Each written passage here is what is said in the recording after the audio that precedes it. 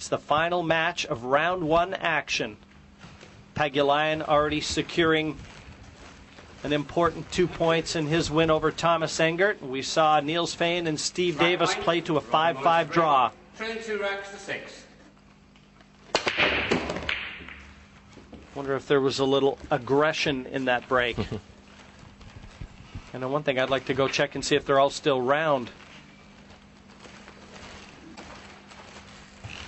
Yeah, it could well come down at the end of the group stages to the number of racks won, so it is vitally important for Rodney to try and nick at least 1, if not 2 of these racks. Just to push out here, though, because no shape on the yellow one. I'm just trying to bury the 9 as well. Mission accomplished there. It's a very fine cut here for Francisco, but I think, given the situation as well, they're already commanding a 6-2 lead, we may well see him take this on.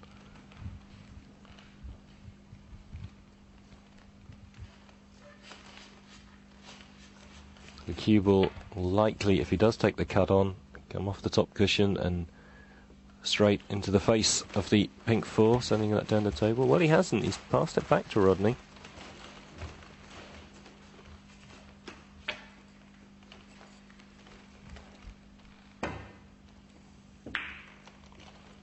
That's a very nicely controlled safety from Rodney Morris, stopping the cue ball dead. The 1 might have come a little too far, though. It has left a path through for Bustamante, and now he's got a chance to bury that white in behind the balls to the bottom right of the table. And leave a nasty snooker for Rodney. That's what he's trying to do.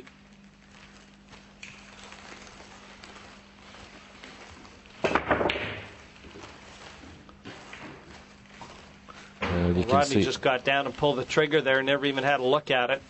I think he's frustrated with how things have unfolded here. Coming in as a defending champion, never easy. There's always a little added pressure and expectations rise. It's just Francisco just looking. I don't think there's the angle there, but playing the 1 onto the 6, then onto the 9, and then the 9 off of the cushion onto the 8 and into the pocket. A really complex shot. I don't quite think the angle's there, but if there's anybody who can make this shot, it's Francisco.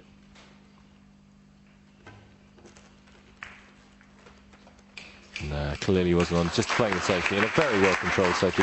It's just good play. You can see very good conservative play from Francisco. He normally would have taken an aggressive option there. He knows that Rodney's frustrated from the fact that he can't get any points out of the game. So he's just really making it worse for Rodney, making him play on that. Well, Francisco again with a chance in that wall of colors bottom right to try and nestle that cue ball behind. Morris is going to be fortunate if he comes to the table. He's got a clear path to the 1. Well, he's going to count himself fortunate, and I'm not too sure I'm going to like Bustamante's next visit. No, that was a little loose from Francisco. Should have been tight in behind there, and Rodney's taken the opportunity to say that's where you should have put me.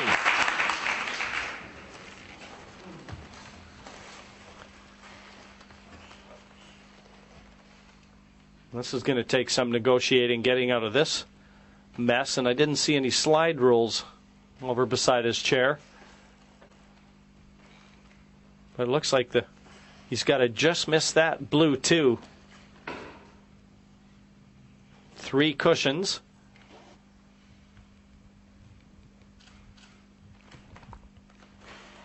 If he really doesn't fancy the escape, he could try and make sure that that 9 is tied up. That's what he's just done. Thought too difficult to get out of the snooker, and even if he did get out of the snooker, he would almost certainly have left Rodney on, so played a deliberate foul. Problem is, I think he's going to be in another...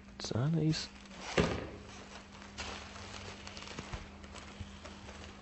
Didn't really manage to tie an awful lot up though, did Francisco there? Well, no, that's what I was wondering after, John. I looked at the shot afterwards, and if anything, he's bumped the 8 more into the clear, I think, just to move it in front of the 5 and stop Rodney from being able to develop the 6. I mean, I could go into a little more theory, but I'd probably start confusing myself.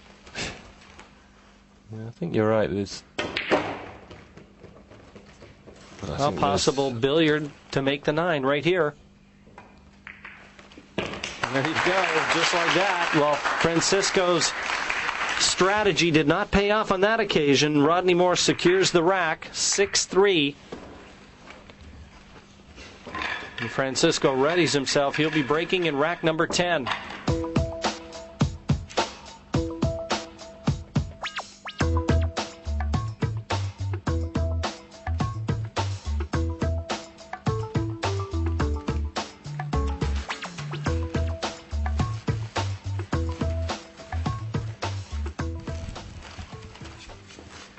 So our referee, Nigel Reese, sets the cue ball down and lets everyone in attendance know that this will be the final rack of this match.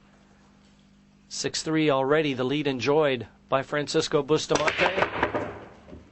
And the cue ball straight into the side pocket. Well, if he's ever going to not mind seeing that, it's now. Yeah, absolutely, Jim. Ordinarily that would be a huge mistake, but you can see it just almost turning around, changing direction immediately as it hit the centre of the table and going into the pocket there. But as you say, Francisco won't be really too much because he's already secured the 2 points from this game. Much better to do it on this occasion than if he were at 4 each. He wants that one right behind the 7 because obviously his intent here is to get the 3 fouls. He's already assumed the first foul by virtue of Bustamante's break, and if he can extract the mistake here, and Francisco doesn't hit that 1 ball, Rodney's going to come to the table with an opportunity to play the 3 snookers and win the rack that way. Everything's in the open.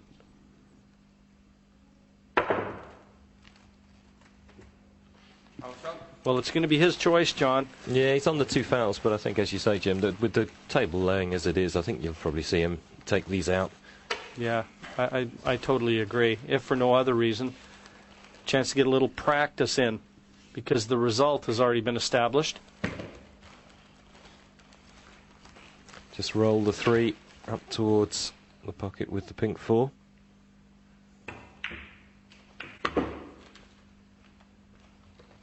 Well, that was a bit dangerous.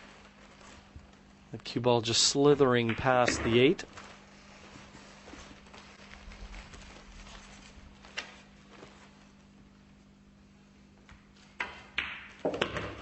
If nothing else, Morris has a chance to shake Bustamante's hand on a positive note, taking the last 2 racks, and will put him in good stead for his next match.